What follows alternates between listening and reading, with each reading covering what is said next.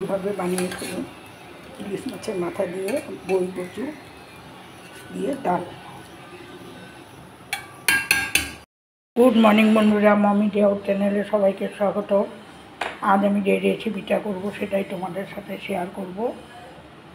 আমি আজকে রান্না করব ইলিশ মাছের মাথা দিয়ে।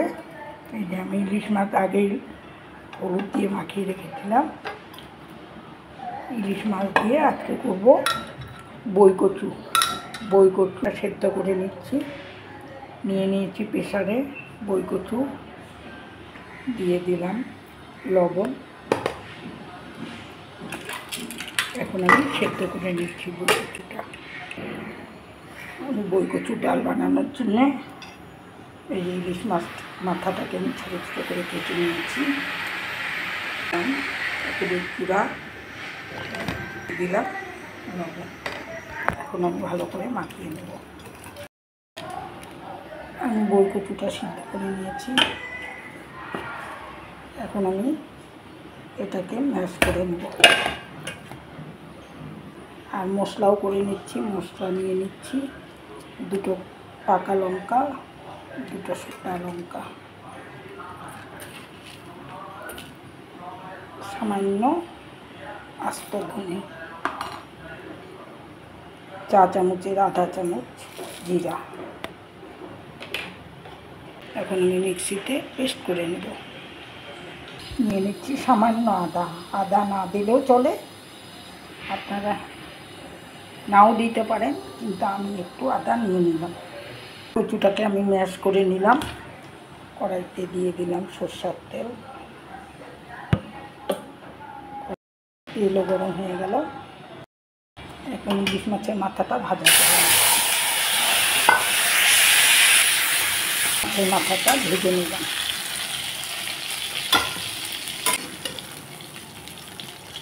সরষের তেল পরিমাণ মতো,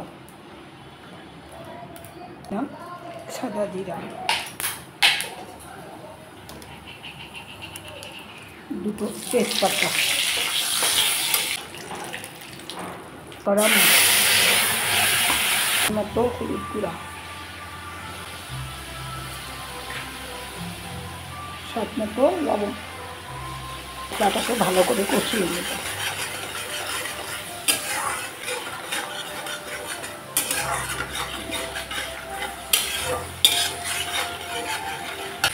দিয়ে দিচ্ছি সেদ্ধ করা ম্যাশ করে নিয়েছি বই কচু।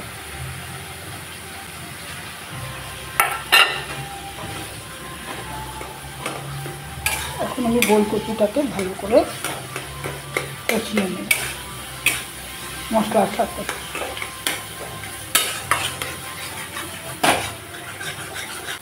দিয়ে দিলাম ভাজা ইলিশ মাছের মাথা। এখন কচুর সঙ্গে আমি মাছের মাথাটাও কষিয়ে নেব ভালো করে। বই কচু আর মাছের মাথাটা ভালো করে মশলার সাথে কষিয়ে নিলাম। এখন দিয়ে দিচ্ছি জল।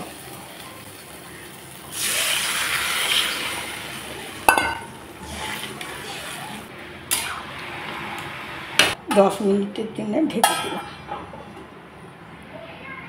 10 মিনিট পর ঢাকনা খুলে দিলাম।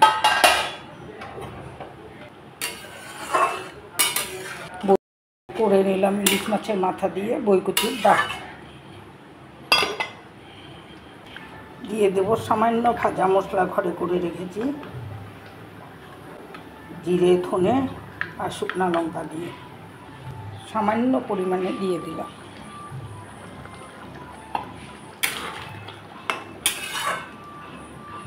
এক মিনিট ঢেকে আমি ডালটাকে নামিয়ে দেব। এইভাবে বানিয়ে দেব বই কচু দিয়ে ইলিশ মাছের মাথা দিয়ে ডাল। তাহলে ভিডিওটা আজ এই পর্যন্তই। সবাই ভালো থাকুন, সুস্থ থাকুন। আর আমার এই রান্নাটা যদি আপনাদের অবশ্যই ভালো লেগে থাকে তাহলে একটা লাইক অবশ্যই করে দেবেন।